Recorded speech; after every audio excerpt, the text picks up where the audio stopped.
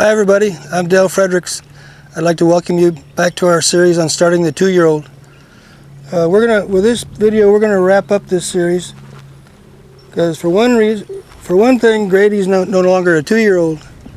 We've gotten kind of behind on the whole thing. So at this point, he's already been ridden quite a bit. But I'm gonna go ahead and recap some of the things we did on his first rides. They were pretty uneventful, which is what we had planned after all our groundwork and the previous training that we've done with him. Before I get on him the first time, I would go ahead and lunge him. If he was really fresh, I'd lunge him without a saddle, just free lunge him in the round pen, burn some of the excess energy off, and then I'd probably lunge him again with a saddle on, just to make sure he was in a good frame of mind. What I have on him for equipment, I have my loose Latigo Bosal, and I also have a D-ring snaffle, just to make it harder to pull it through his mouth. I also got a saddle that I feel real secure in, just in case he does want to get naughty and jump around a little bit, which we don't ever plan on happening after we've done all this groundwork, but still, they're horses, you never know. So when I go ahead and get on him the first time, or any time actually, I'm going to make sure I got his attention over here with me. And I'm going to be real careful about sticking my toe in the stirrup. Even though he's kind of tall and I'm kind of short, I'm going to do my best not to stick him in the elbow when I get on. And I'm going to go ahead and make sure I got my reins on this side short enough, or if he does try to move ahead, I can pull him around.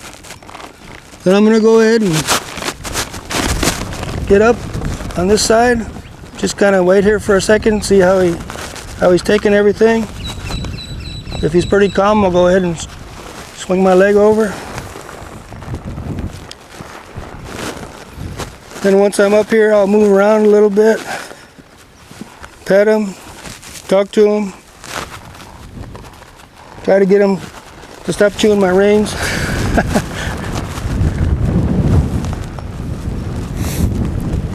Okay, once I'm pretty sure he's gonna be all right, I'm gonna go ahead and just take a step or two forward, and then I'm gonna stop him right away. I want to make sure that I got that stop on him. So I'll take a couple more steps, and I'll stop him.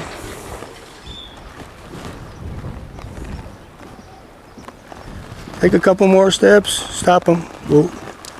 And if at any time he doesn't want to stop, I'll go ahead and take my hackamore rein and bump him a little bit. And repeat the word whoa. So we'll take a few more steps. Stop him.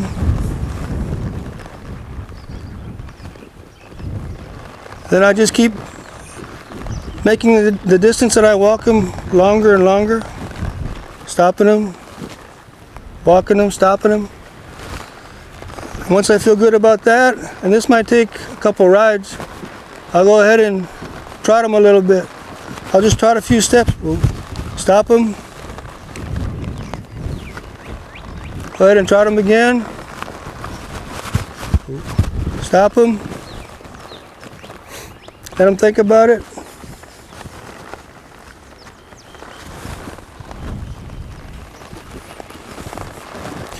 And then from there, I'm going to go to a canter. And the first, you might find out on these colts, they're kind of hesitant to go faster at first, which is fine. But if I can just get them to take a couple of canter strides, that's enough. Then I'll go ahead and bring them back down. You can see he's feeling a little bit playful today. I'll go ahead and do it again. Bring him back down to a trot and stop him. Once I got him where I can walk, trot, and canter him in the round pen here, I'm going to start working on getting control of their whole body. And you're going to find out they're going to be kind of stiff at first to the side. They're going to want to lean in with their shoulder, kind of go where they want to go. So I'm going to start putting some leg yield on them.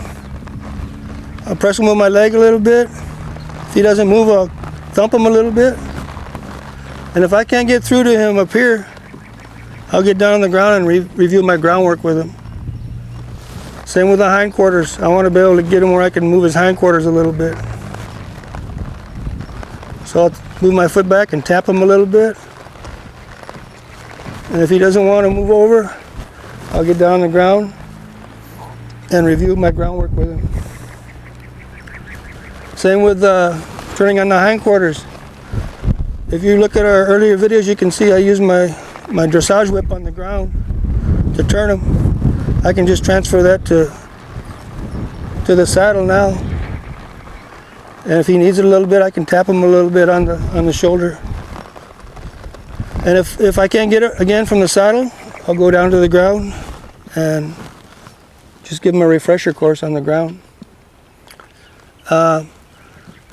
Once I got him where I feel like I have a little bit of control on him, well, I want to emphasize controlling their whole body, because a lot of times we just kind of think if we get them to go where we point them, that's enough, but really it's not. That's only partial control.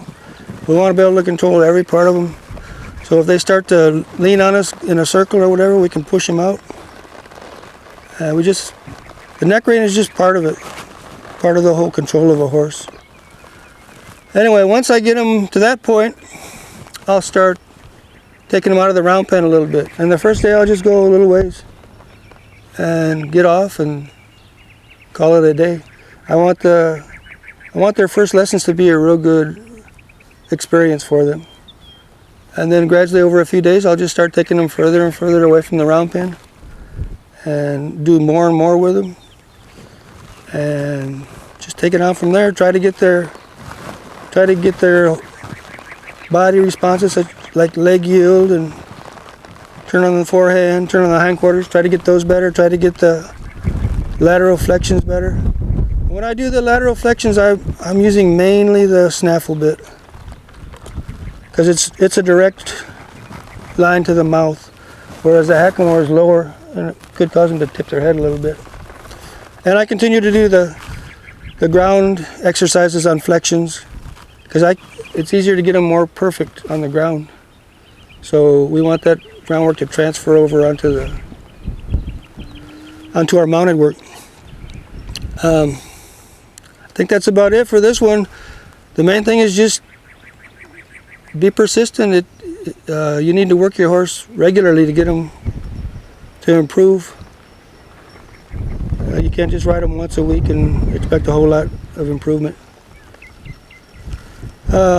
We'd like to invite you to keep viewing our videos. We have some pretty interesting stuff coming up. We'd like to thank you for watching so far. Thank you and God bless you. Goodbye.